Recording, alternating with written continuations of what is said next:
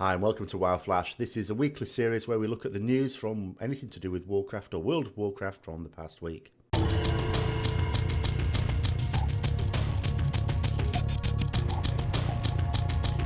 So, all of the biggest news, of course, will be related to the new raids opening up. We've had the Mythic mode open up, Emerald Nightmare. Also had LFR open up. So the big sort of drama issues I'll leave till the end. I'm not going to go mad on them, but I could end up going into a bit of a rant, so I'll leave that till afterwards. But all of the news effectively covers this sort of thing. We've had a few other little, but there's been various problems with. I might actually cough my lungs up as well. If I do that and it cuts out like it just did then, it's because I'm coughing my guts up. I've got a bad cough at the moment. So there have been a few issues with legendaries already. The legendary system, I've already mentioned, is exceptionally bad. It's a terrible system. But maybe some people like it. I don't know. But there was the first issue whereby if you were lucky enough to get a legendary earlier on in Legion, there was a very high chance that you would quickly get a second. It wasn't a guaranteed chance, but there was a much higher higher proportion of people getting a second legendary, shall we say, than was intended. There was an actual issue which was sort of hypothesized by the community, and then Blizzard finally admitted it once they'd fixed it, of course. It's not the sort of thing you really admit to until you can fix it. Obviously, the people who benefited from this, you can't really take the legendaries away because they might have got that second one anyway. Could have just been good luck. Now there is potentially another one. Again, you can't be sure until Blizzard actually say so. And of course, they're not going to say so until they fix it, if there is even a problem. But when Mythic Plus opened up, there seemed to be a very high number of people getting legendaries doing Mythic Plus Court of Stars, that one particular dungeon. An exceptionally high number, in fact. And of course, a lot of this is anecdotal. But it does seem to be. Everyone seems to know some people that have got a legendary from Mythic Plus Court of Stars. The Mythic Plus, that is not just normal Mythic. So that'll be an interesting one. Will they sort of, if it is an issue, will they sort of fix it and then come out and go, oh yes, there was that issue, but it's fixed now. It's fixed now. In the meantime, it'll probably do you no harm if you have the option to get yourself into Mythic Plus Court of Stars. Oh God, these legendaries are doing my head in.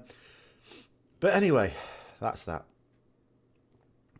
The first wing of LFR, of course, has been released with Mythics as well. Of course, I shall have to be doing that on my characters, the ones that are level 110 already, because, I mean, with WoD I did it anyway, just for runes, augment runes, because they're a thing again now, so we'll need to be getting those. They're going to be stunningly expensive to begin with. Collect as many as you can. But it might actually WoD gear. You know, we could get legendaries in LFR. How good would that be? Depressing, actually. But yeah, so we'll be doing LFR because in actual fact, not only can we get runes, but there is a chance that we could get some gear, even if it's low item level in its normal form. It could Titan Forge all the way up to very high item level. And again, possibly it's an extra little bite of the legendary tree. Let's stop putting it off now. The big news, all the news this week is related to the opening of Mythic Raids. In actual fact, of course, the reset happens on North American servers before it does on European servers, for example. I know there are other servers around the world. So in North America, it resets on Tuesday, so they get an extra day there. Funnily enough, when the reset happened in North America and the servers that use those, it happened in Europe as well at the same time. Only lasted 15 minutes before it was pointed out and stopped. But yeah, LFR apparently was available, as was Mythic Raiding for like not long enough to do anything, but for 15 minutes. That was an interesting one. But then the actual race began. So we were watching, and Midwinter on the US leading the charge with 5 out of 7. And then on Wednesday, the Europeans were unleashed. And, well, a couple of very strange things. First of all, it took no time at all for the whole thing to be cleared. This is baffling. Within a day, Exorcus, who did very well in Hellfire Citadel, but went a step better this time round, got the world first, so congratulations to them. But then in second place, to the surprise of many, apart from possibly people who know a little bit more about the situation, came Method. Now, of course, for the past few years, we've been used to this.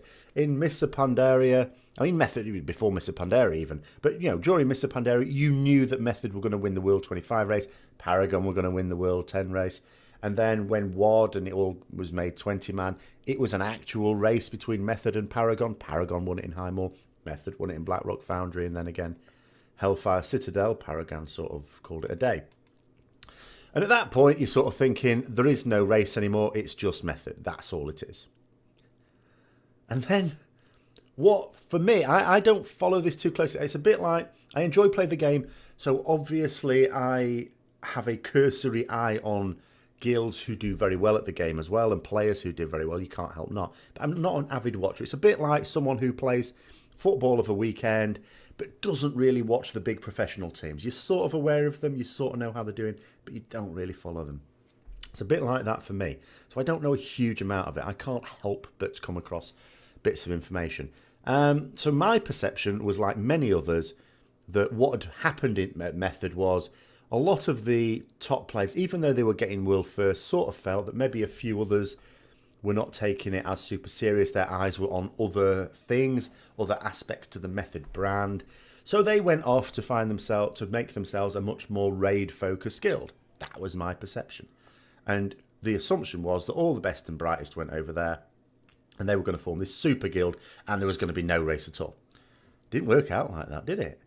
I mean, on the one hand, you can look at it and you can think, well, actually probably splitting what was already a super guild has maybe helped Exorcist get ahead of both of them, because there were obviously good elements in both.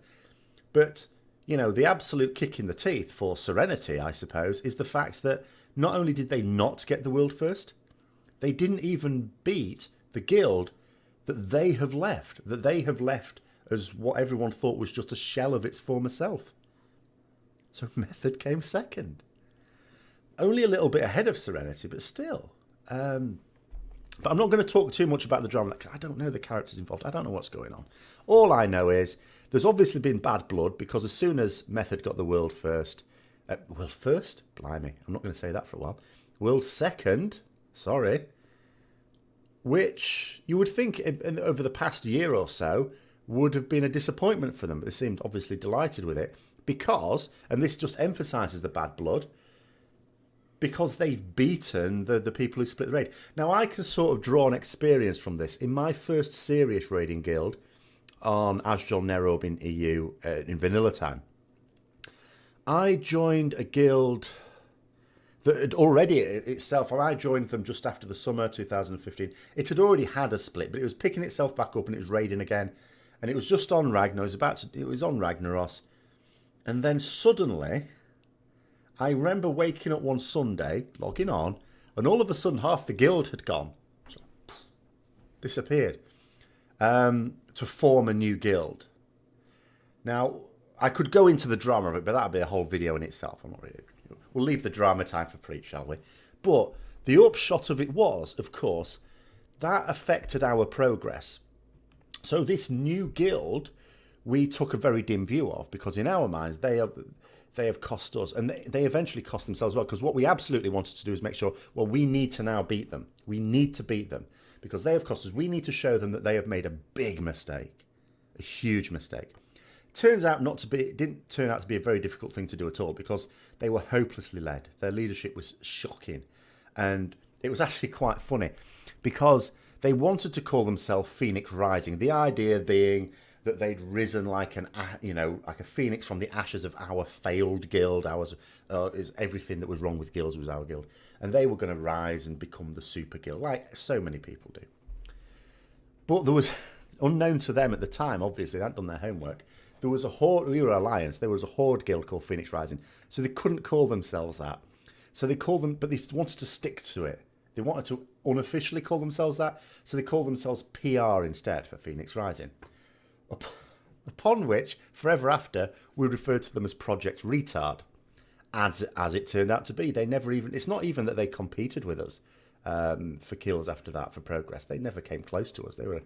They completely failed. And then I think a lot of the people that left the guild because they thought there was going to be this great new guild, obviously they couldn't come back, and I think a lot of them ended up leaving the game, which was a bit of a shame because there were some very good players.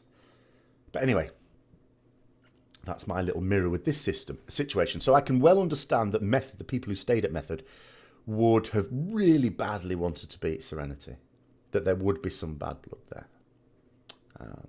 But as the specifics, I don't know, because I don't know those guilds. But what I would like to talk about is the fact that here I am on Friday, and from my point of view, these Mythic Raids have only been out a couple of days. So they came out on Wednesday. Of course, in the US, they came out on Tuesday. But US Guild hasn't cleared it yet, but EU guilds have, and they started on Wednesday. So they've had, and most of them didn't even need the 2 days. 2 days later, but there's 5 guilds killed it. 5 have cleared the whole thing within a few days. Now, this opens up a few little problems. As I say, I am not a big watcher of the world race, but this is pathetic, isn't it? I felt it was a little bit sad that for the past few past few tiers, especially, the last bosses tend to be killed in the second reset. Usually, you get most of it done in one reset, but then it's just a bit too much. You want another week's farm, effectively. We call it farm. The previous week, they were only kill it for the first time, to get some gear, just to push them over to get that last boss. Not happened this time. And gear is maybe at the heart of it, because, of course, what we have in Legion now that we've never had before is this massive disparity in gear. The Titan Forge system, which was initially billed as being as rare as hen's teeth, is actually quite common. So you've got, I look at a few rets that are raiding at the same level as me, got the same basic progress as me, and some of them are 20 item levels ahead of me. Just this massive, because you know RNG. There's always RNG and loot, but the RNG is usually it's not going to account for that much. But it is the item level difference between people who are fortunate and getting the pieces that are really good upgrades for them and those who are not. Massive. And then throw legendaries into it. But legendaries, to be honest, forget about it. I don't even care about that at the moment. That was the big thing that a lot of people are focusing on. And Blizzard were very clear it's not going to affect the world race, the world first race. But my argument is I don't give a crap about the world first race. The world first race for the past couple of years has only been between 2 guilds maximum. This time, okay, there was maybe a bit more to it. But the level I'm interested in is the relative progress rank of guilds who are going to be getting the cutting edge achievements. It's just a question of how soon. There's hundreds, many hundreds of guilds in that boat. And the fact that this tier is, although we're not going to clear it in a week, the fact that it is a lot easier, obviously, to do, because if people who normally would take 8 or 9 days to do it can do it in 1 or 2, that is a massive simplification. And it's not the fights themselves necessarily. I'm not even going to try and analyse the fights and compare Highmoor with Emerald Nightmare or anything like that. How can I? I've only done one of them properly on Mythic, and our guild's only killed 2 so far. But the gear is surely what's doing it. Gear is the great leveler. The whole point is when people sort of call for nerfs to raids, we don't really need them these days because gear nerfs it for you. You know, the guilds who, the really top guilds who can sort of clear it because they've done so much preparation, they're such good players, such good coordination and leadership, and they can clear it in relatively crap gear.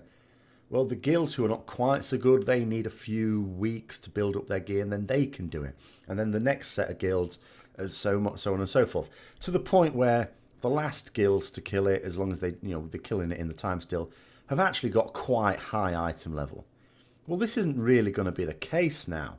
You know, the people who are killing it last might only have the same average item level as Exorcist did when they were first killing it. It's probably a bit of an exaggeration, but probably not much of one. Because of that item level, huge item level disparity that already exists within guilds. It exists within our guild, it exists within other guilds I've been looking at. But at the top level, of course, all of them have been going hammer and tongs. They've done loads of split runs to funnel gear. They've been doing loads of mythics and mythic pluses. So the chances of getting that, they're smoothing out the those massive RNG chances of getting the really good gear, the stuff that's Titan Forged and the stuff they really want, has smoothed out a bit because they're ramming so many in.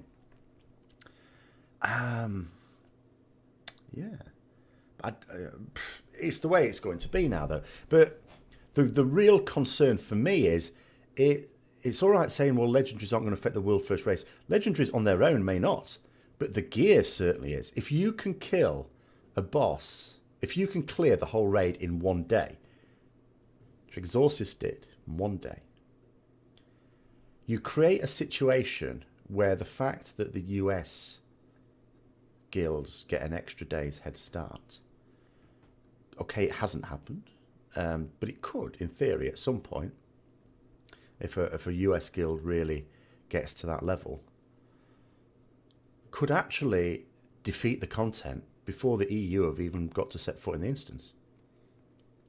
How is that remotely fair? And just because it's not an issue now doesn't mean it. And say it's not an issue. It's not an issue for the World First Guild.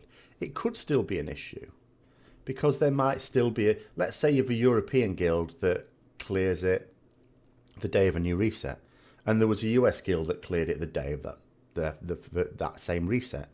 Well, the US guild goes ahead because, well, they were a day ahead. And no, it's weird. It's very strange. Something I don't think anything will be done in Legion. I just feel it needs to be one of these things that they look at and think, yeah, we went too far Diablo wise, because Diablo doesn't have raiding in it. It's not the same game. I mean, I'm all for good ideas from other games and bringing them in, but it's not Diablo, and I think they need to rein that aspect in a little bit. But anyway, there we go.